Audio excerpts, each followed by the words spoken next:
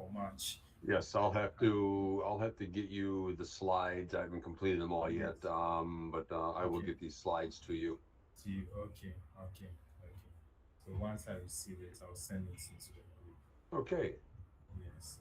Thank you very much. Now we can start. All right, let's finish up. Good afternoon, good evening, everyone. And we're just finishing up everything on this first module. And if you look at the things we've covered, we did a kind of an overview of just mobile networks in general. Then we looked at the industry, we looked at architectures, we looked at identities and generations. And we ended up, where did we go? I think we were somewhere around here. We were talking about 5G. Now, 5G was a complete change. It's now network functions rather than network entities. So all the generations, second, third, and fourth generation, had various network entities, and these are now network functions. And we talked about all of these things here. These network functions use services, they produce services. So they're both a consumer and a producer. The myriad of the different protocols through the second, third, and fourth generation, like SS7 and diameter, just to name a few of them, they're pretty much reduced now to HTTP2. So we looked at some of the functions that happens in 5G, because again, just because it's a software defined network, you still have to do certain things. You still have to have access and mobility. You still have to manage the session. You still have to do policies. You still have to have a home server. So there are different functions, but again, these are not done in dedicated network entities anymore. This is, I believe, where we ended up. Some of the identities that have been around for second generation, third, and fourth generation, like the International Mobile Equipment ID. Remember, that's your hardware identifier in your mobile. It's now called the PEI, the Permanent Equipment Identifier. Your MSISDN, which was always kind of a strange name, Mobile Station ISDN, Integrated Services Digital Network. That's kind of a long name for your telephone number. Your MSISDN is your telephone number. Well, even though we all know it as your MSISDN, has been changed to the GPSI, which is still your telephone number, the generic public subscription identifier. Your MC, that's a little bit different now. Your International Mobile Subscriber Identity is now made up of two things. It's made up of a permanent identifier, SUPI, and a concealed identifier, SUCI. So it's still, the MC is still contained in there, but it's a method where the network doesn't, in other words, the mobile doesn't give up its MC anymore like it did in second, third, and fourth generation systems. It comes up with a concealed identity, and then the network figures out who you really are based on that. Your globally unique telephone ID, which is like your temporary number, is the same thing. Now it's called the 5G GUTI. So as kind of just a review, then we looked at the different eras, from the 1980s and the 90s and on up to the 2020s, and these were the different systems, the different generations. Some of these were point generations, like 2.5 or 2.75 or 3.5, and this is what they called them. They called the second generation GSM, Global System for Mobile Communications, General Packet Radio Service, Enhanced Data Rate, I think it was, for GSM or for Global Evolution, Universal Mobile Telecommunications System, High Speed Packet Access, Long Term Evolution, and LTE Advanced, and finally New Radio, Next Generation Core Network. So just kind of names given to these different generations. And again, just kind of a summary of these. If you look at first generation systems, there were various organizations and various technologies. There was no one technology. They were kind of all over the place. Second generation, recall, there were several of them. The primary one was written by the European Telecom Standards Institute, that was GSM. The Telecommunications Industry Association, Electronic Industry Association, which was based in North America, they had various technologies. There were quite a few technologies in the second generation: digital lamps, cellular digital packet data, integrated digital enhanced networks. Again, just a lot of acronyms. But again, remember when we talked about second generation systems, there were various. By the time you got to improving the speeds. And 2.5G is when packet technology came out. So you had general packet radio service, you had high circuit, I forget what that acronym stands for, high speeds circuit switch data, I believe that is, and then edge. And again, there were other various technologies in 2.5G. 3G, that's when the standards went from the GSM standards were a third generation partnership project. The CDMA North American standards was 3GPP2. So you had two different organizations plus IEEE. That was your mobile WiMAX. So you had, again, these were the technologies in 3G. By the time you got to, and then they improved to 3.5G, high speed packet access and the uplink and downlink and so on. But then by the time you get to 4G, once fourth generation came, there was really two technologies, one by 3GPP called LTE Advanced, and 3GPP2 was still making an attempt at that time. And they had something called UMB, Ultra Mobile Broadband. In 2008, 2009, Qualcomm, which is a company out of San Diego, California, Qualcomm dropped all of its funding for UMB. It was pretty obvious that the world was going to one standard, that was LTE. So from 4G on, the the standards are all written by third generation partnership project, LTE Advanced, and now, of course, for 5G the same way. If we look at the signaling, what type of signaling through the generation? Now, this is a rather busy slide, but just to kind of go over it, in second generation systems, and this doesn't show all of the devices, but just to show the signaling, the primary signaling protocol in second generation systems was SS7. SS7 communicated with the home location register. If you were visited, if you were roaming here and this was your visited public land mobile network, you still need to communicate with the home network. And again, that would be through SS7. So SS7 is the primary signaling protocol. By the time you got to 3G, you had a new protocol for tunneling, GTP, GPRS tunneling protocol. And that was to tunnel data packets. So these data packets would be tunneled through from the cell tower to the serving GPRS support node, and then out to the gateway GPRS support node, and then to the packet network. So your data packets here were funneled here, but for circuit services, you still communicated SS7. So SS7 and GTP were the primary signaling protocols. In 3G, they also introduced this optional architecture called the IP multimedia subsystem. And the fourth generation, which changed several things. Now, in the fourth generation, you had a mobility management entity, which was your controlling device. You had your serving gateway, which was kind of like the serving GPRS support node. You also had a packet PDN gateway, a packet data network gateway, which got you out to the world, either through a packet network or the IP multimedia subsystem. And that protocol is GTP. But now in 4G, you also had a mobile phone that had SIP. SIP is Session Initiation Protocol. That's what's used to set up a voice over IP call. So if this is a SIP-enabled phone, that SIP signaling would go inside these data tunnels, these user tunnels, and then be handed off through the P gateway and then handed off to the IP multimedia subsystem. Same thing if you're roaming. You have a GTP tunnel from the serving gateway in the serving system to the PDN gateway in the home system. The primary protocol, though, to talk to the home subscriber server instead of SS7 is now diameter. So diameter in 4G kind of takes the place of what was SS7 in 2G and 3G networks. So the two primary protocols then in 4G would be GTP, GPS tunneling protocol, which is again, think of it like a VPN, think of it like a private packet within a packet. And that's called GPRS tunneling protocol. And diameter. Diameter is the other primary protocol.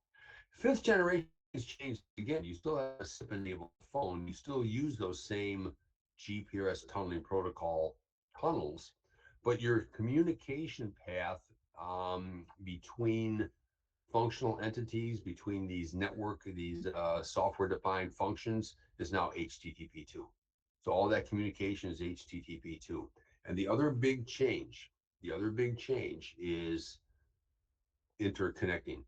All of these protocols here that interconnect, all of these protocols here, SS7 and GTP and diameter, all of these protocols are not secure protocols. They need to be protected. They need some kind of firewall, something to protect them because they are legacy protocols. Whereas now this is a secure protocol. It's HTTP2, but it goes through this kind of like think of it like a built-in firewall, SEPP. This is the security edge protection proxy. So I know this is a kind of a busy slide, but it just shows you that through the generations, we have different signaling methods. And for the remaining time we have now, we're going to review these. We'll look at SS7. We'll look at diameter, we'll look at GTP, kind of a high level look at all these protocols and what makes them unique and just how do they route and just what are some of the key fields in them. Some of them are fairly complex protocols. You look at SS7. SS7 covers all the layers of the OSI model. It's everything. So it's kind of it's a fairly complex protocol. Other protocols are application layer protocols. SIP is an application layer protocol. So anyway, I think we'll take a look at those. So this is what we've covered now since the first of the year. We've looked at mobile telecom basics, just some basic principles of the radio, some basic principles of handovers and things that happen in a mobile network. And then we looked at the industry as a whole. We looked at the mobile identities. And remember, there are some very important identities. Your IMSI, your International Mobile Subscriber Identity, which identifies your mobile country, your mobile country code, your mobile network code, who your network is, and then you as the user there. It's a very important identity that identifies you uniquely, and it's only known in your SIM card and in the authentication center. It's fairly secret, but it's one that's people that fraudsters, people that nefarious hackers, they want to get that because then they can assume your identity as a very important identity. Your MSISDN, your mobile station ISDN number, which is your telephone number. And remember, there are three types of digits in mobile telecommunications. One is an E.164. That's a number that's in telephone number format, like your telephone number, your MSISDN. And entities in the network and mobile switches and VLRs and home location registers, they're assigned a non-dialable number, but it's in E.164 format. The other type of format is E.212, E212, and that's an IMSI, an International Mobile Subscriber Identity. And that's the one that's made up of your mobile country code, your mobile network code, your mobile station ID, 15 digits. And then the last one we haven't really talked much about is can be a little confusing, but it's called the mobile global title. It's called an E.214. Just think of it as a combination of those two, and it's used for routing purposes. So we went through a lot of identities. We looked at the different generations. We briefly mentioned the first generation, but then look at the second generation and the architectures and some of the things that changed. Not a big change between second generation and third generation. It was the air interface changed. The biggest change came from third generation to fourth generation LTE. From fourth generation on, everything is data. Everything is, there's no circuit services. You can fall back to a circuit service, but the core network itself is strictly data. So, and we looked at when we looked at the architectures, we looked at some of the motivations. What was the reason? And data was a big thing, especially in 2008, 2009, with the when mobile phones were just taking off like crazy as far as amounts of data. Then we looked at different protocols, the lifeblood, and the key protocols are really SS7 diameter, GPS tunneling protocols, SIP, SIGTRAN, signaling transport, that's transporting SS7 via IP, and HTTP. So those are kind of the six protocols that we'll look at next. Okay, well, so we'll be starting that today. Like,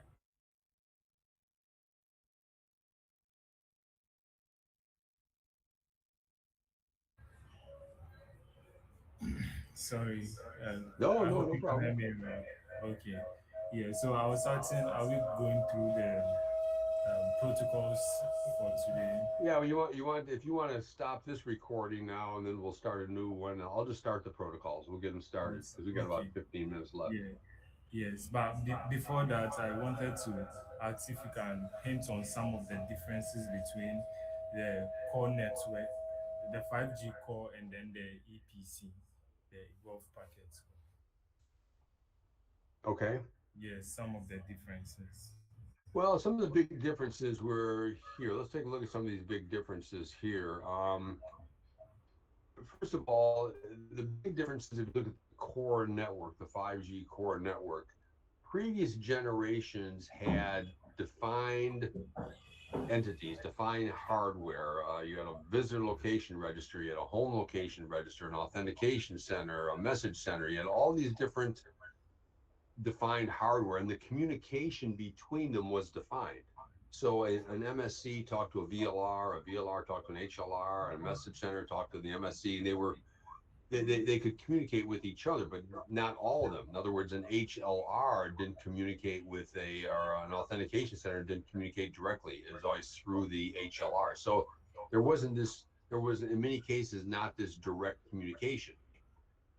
In 5G, it's more of a software defined network. So all of these functions now can communicate with each other. So the architecture looks something like this then. So the architecture is, instead of having point to point where certain network entities talk to only certain other network entities, now they can all communicate together. So you got these different functions that can now each communicate. So they would register themselves on a network repository function, and they would tell that network repository function, here's what I'm capable of doing. Here's the services that I produce. And if anyone needs those services, here just here I'll raise my hand. Here's my IP address and my port. So these network entities, which were network entities, are now network functions. And these network functions don't need to be located. They can be anywhere. They could be in a customer premise. They could be at the radio access network. They could be at the edge of the network. They could be in a regional or a national data center. So instead of a design where only certain entities talk to each other, now everyone can communicate over a common, think of it like a bus, a common point like it shows here. So all these different functions can communicate. All these different functions can communicate over that common bus. So that's probably the biggest difference in 5G is that these network functions use services, so they're consumers of services, and they give services, they're producers of services. So they use and give services. So rather than just keeping what I have by myself and only allowing certain entities to communicate with me or use my services, I offer my services to everyone. The other big thing is, remember, all these protocols. When you look at the different protocols that a 4G network and a 3G network has to understand. Remember, if we look just at a 4G network, let's just take a look at a 4G network. This mobility management entity talks diameter here, talks S1AP here, it talks GTP here. If you have circuit switched fallback, it talks SGS application protocol here. So this thing has all kinds of different protocols that it needs to understand. But now you've gotten rid of all that. With 5G, you get rid of almost all those protocols, and you have just one common protocol, HTTP, and HTTP2 specifically. So that's kind of the biggest difference on the core network. The core Okay. network is now software based, and they communicate with standard APIs. APIs. Okay. That's, that very much makes sense. Yeah. And heading over to signaling as well. What's that now? Signaling storm. Okay, so what's signaling storm? I I'm came sorry, across and I didn't quite. Yeah, I heard that's that with high pitch in the background. What was that again now, Raphael? signaling storms. signaling Oh, the storm, signaling, the something different like that. signaling, yeah, the signaling, yes, and now the signaling is, yeah, it's quite a bit different now in 5G. So it uses just one common HTTP. Now there are a few other protocols. There are a few other ones that are used out there, and we can identify those. But I thought that the next thing we could probably do from here is Yeah. start to look at some of these signaling protocols. Does that make Okay. sense? Is that a Yeah. good way to go? Yes. Let's Okay, do I know. that. Up there, are there any questions that you have on any of this material? Any questions? Before we will at least introduce, we only got about 10 minutes left, but we can at least introduce the what we're going to talk about next. Yes. So I think we are Okay. taking in questions.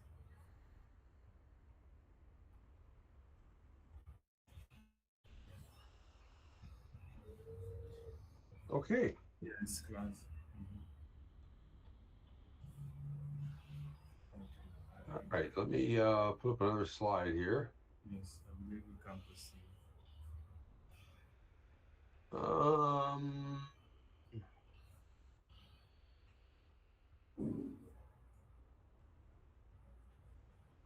we're going to have to do, I'm going to do, this is a different, I'm going to have to get them into your slide format, but for now we can do this. This is the Celsius format. I'll get them into the Celsius Academy format. But Okay. and I think we're going to take these now. What I would like to do here is now start taking a look at the core network signaling protocols. What is what is SS7? What is diameter? What is GTP? It just we're not going to go into tremendous detail, but enough detail to understand what key pieces of information are carried in these protocols. So, and that, if you understand the generations and just have a high level look at how these signaling protocols work, think that'll help you a lot. So these are the top six. Signaling System 7, which is kind of like the crown jewel of signaling protocols in telecom. Diameter, which is used in very much in 4G networks, using the IP multimedia subsystem and 4G networks. GPRS tunneling protocol, that's that VPN-like protocol. GTP is used in 2.5G, 3G, 4G, and even part of 5G. SIP, Session Initiation Protocol, used to set up a voice over IP call. SS7 is used to set up a circuit switched call when you use dedicated circuits. But SIP is used when you're setting up a voice IP call. Now your voice is converted to data packets, and whether it's your voice or you're tapping out something, data is data. HTTP, specifically HTTP2, which is used in 5G networks. And then SIGTRAN, not really a signaling protocol per se.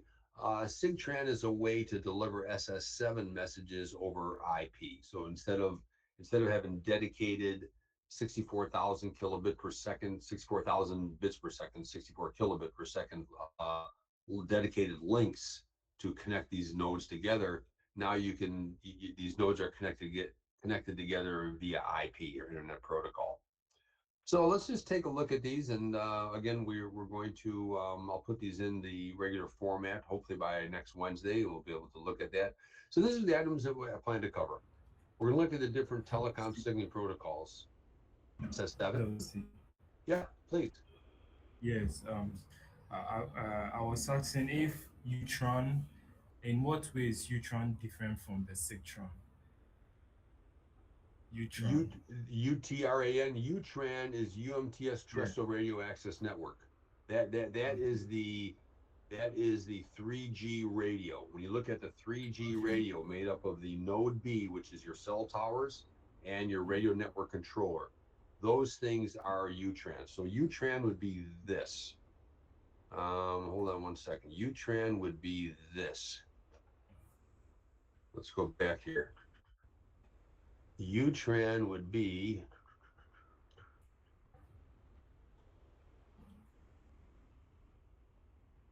UTRAN would be this right here. UTRAN would be this. The node B and the radio network controller, that makes up UMTS terrestrial radio access network. SIGTRAN, SIGTRAN is delivering these nodes here. These links are IP based. Normally, these links that tie all these devices together, when SS7 first came out, these were what were known as low speed links. A low speed link is 64,000 bits per second. In the 1990s, there was a technology called ATM, asynchronous transfer mode. And what that did was it increased the speed. So instead of 64,000 bits per second, I can now transmit SS7 messages at 2.048 megabits per second. So now it'd be like the street in front of your building there. Instead of 20 kilometers per hour, you increase the speed to 500 kilometers per hour. So you can get more traffic through there. In the early 2000s, they improved that again by having IP-based links. Well, when you talk IP, you don't have dedicated links. With IP, it's more of a virtual link. So it's still a link. It's called an association, but that's what SIGTRAN is. SIGTRAN is signaling transport, which is different than UTRAN. Does that make sense? Yes, I think it makes sense. Yes, Okay, good, that's good. good. So this is the areas that we're going to cover starting next week. We're going to look at the different mobile telecom signaling protocols. We'll look at SS7, well established, very well established international telecom signaling standard. There's actually two different versions, one for ANSI, American National Standards Institute, and one for ETSI, European Telecom. The ITU European is really the one that's used mostly in the world. But it's used in the public switch telephone network. It's used in the wireline network. It's used very extensively in second generation and third generation networks, and it's still used for roaming today. Still used for international interconnection. It still has a lot of uses today. Diameter is also a signaling protocol, and that's used extensively within the what's known as the IP multimedia subsystem. Remember, we talked about the IP multimedia subsystem. That was release 5. Third generation was release 99. Next came release 4, and then came release 5. And with release 5 came this IP multimedia subsystem. Inside the IP multimedia subsystem, there's a couple of protocols, one being SIP, session initiation protocol, one being diameter.